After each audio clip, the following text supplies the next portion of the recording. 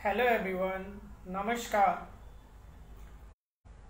अक्सर हम लोग सिर्फ दृश्य तत्वों की बात करते हैं, अदृश्य तत्वों की बात नहीं करते। दृश्य तत्वों की बात करके ही विज्ञान इतनी तरक्की कर पाया है, क्योंकि विज्ञान को प्रयोगशाला में प्रयोग द्वारा सिद्ध करना होता है, पर अदृश्य तत्व भी हमारे जीवन में काम कर रहा होता है। इसके बारे में हम कतई बात नहीं करते, पर हमारे पूर्वज इस विषय में बात किया करते थे। वो दृश्य के साथ साथ अदृश्य तत्वों को भी स्वीकार करते थे। इसके और अदृश्य तत्वों के ज्ञान के बिना आप अपने जीवन को एक सफलता के राह पर ले जा नहीं सकते।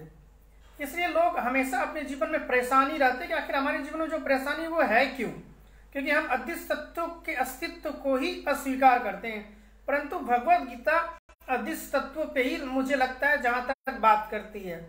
पूरे पढ़ने के बाद तो मैंने 9 तत्व अभी तक निकाले हैं जो काफी गहराई से हर इंसान जुड़ा होता है। इसमें से कि पहला है मन। हर कोई बेमन होकर कोई काम कर नहीं सकता, और इसमें आप सफलता कैसे हासिल कर सकते हैं?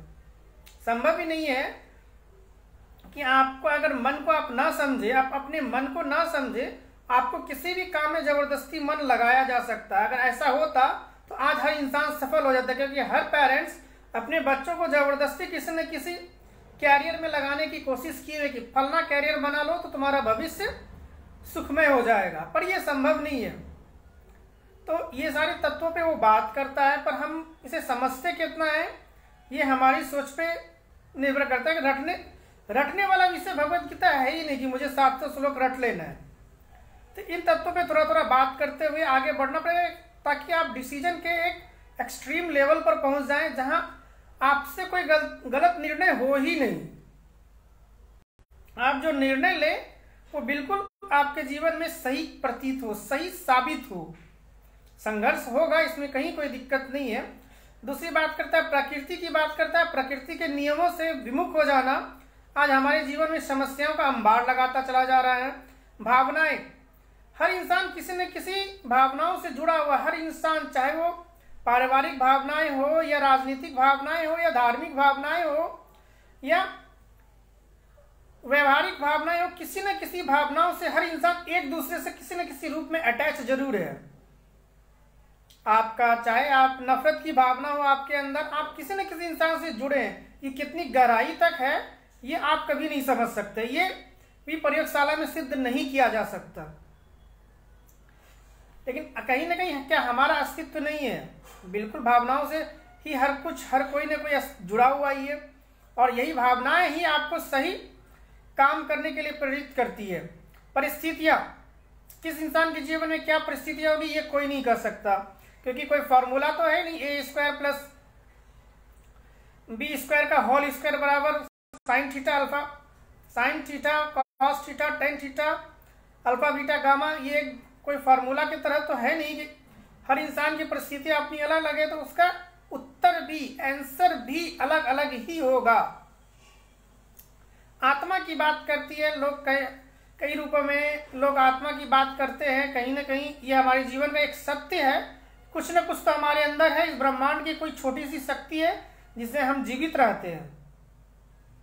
लक्ष्य की बात करती है भगवत गीता, कभी भी छोटे लक्ष्य की बात नहीं करती, वो एक बड़े लक्ष्य की बात करती है।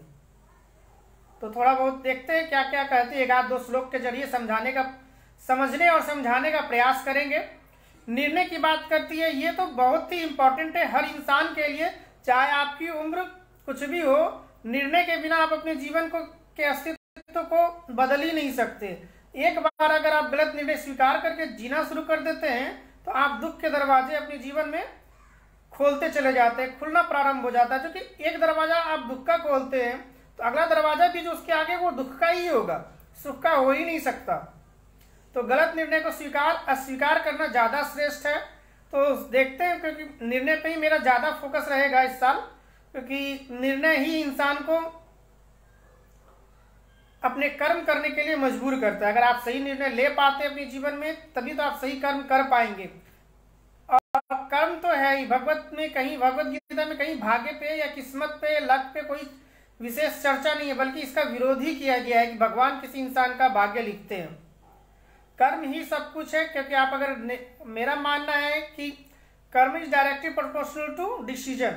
आप अगर कर्म करना है तो आपको डिसीजन लेना पड़ेगा, आप डिसीजन लेते हैं तो आपको कर्म करना पड़ेगा। ये नहीं कि हम कुछ बड़ा करने का सोच लिए और हम कुछ करेंगे ही नहीं, तो फिर बड़ा मुश्किल काम है। ये सिर्फ ख्याली पुलाव नहीं पकता है कि आपको एक्शन लेना पड़ेगा। डिसीजन ले ले कुछ बड़ा करना है तो क्या फर्क पड़ता है, सभी सोचते हैं, मैं भी सोचता था, पर जब एक्शन लिए तब जाकर समझ में आया कि नहीं स्ट्रगल है तो फिर आगे जितना बड़ा स्ट्रगल है उतना बड़ा सक्सेस भी तो मिल सकता है आपके लाइफ में। हम स्ट्रगल से क्यों भागे। उसके बाद है स्वभाव, प्रकृति। हर इंसान, हर मानव का अपना अपना स्वभाव होता है। भगवत गीता इस विषय पर बहुत ज्यादा बात करती, कई जगह लिखा हुआ है। आप जब इसको पढ़ेंगे कि नाना प्रकार के स्वभाव के लिए नाना प्रकार के मोक्ष के मार्ग हैं, तो ये चीजें बताते हैं कि हर इंसान का स्वभाव अलग अलग होता है, उसकी समस्याएं अलग होती है, तो उसका समाधान भी अलग ही होगा। एक जैसा समाधान दे करके हम क्यों किसी के जीवन को नीरस बना रहे होते कि यही काम करोगे तभी तुम्हारा जीवन धन्य होगा। हर किसी को भक्ति में लगाने की कोशिश, धार्मिक संस्थान तो मानव स्वभाव को तो समझना ही नहीं चाहती, बस भक्ति करानी है, हरे कृष्णा, वाह क्या बात है, मुझे नहीं करना तो नहीं करना, जबरदस्ती क्या है। तो विचार कीजिएगा और बाकी मुझे जो भी समझ में आएगा आपके समक्ष रखने का पूरा प्रयास करेंगे। आप लोग कमेंट के जरिए बता सकते कि मैंने क्या गलत कहा, कुछ भी मुझसे कुछ गलतियां तो होगी ना, मैंने कुछ गलत कहा होगा जो आपके समझ में नहीं आया, ये आप बता तो सकते हैं ना। तो प्लीज आप बताइएगा कि मुझसे क्या गलती हो रही है, मैं क्या गलत कह रहा हूं, बिना सबूत के मैं कुछ कह रहा हूं तो ये भी आप बता सकते हैं। क्योंकि मैंने इंटरनेट पे इतनी भगवत गीता के बारे में सबूत मांगता हूं तो लोगों ने मुझे ब्लॉक तक कर दिया है, मिलता ही नहीं है वो पेज। तो आप लोग प्लीज अगर लगता है कि मैंने कुछ गलत कहा है तो आप मुझे कमेंट करके आप मुझे बता सकते हैं, ताकि मैं अपनी गलतियां सुधार सकूं सबूत के साथ। बस हवाई किला मत बनाना है, किसी को कोई हवाई किला मत बनाना, क्योंकि मैं जो भी कह रहा हूं वो गीता प्रेस की किताब को पढ़ने के बाद, जो भगवत गीता की है उसको समझने के बाद कह रहा हूं। कि अब जो कहूंगा वो अध्याय और श्लोक संख्या के साथ होगा। Thank you.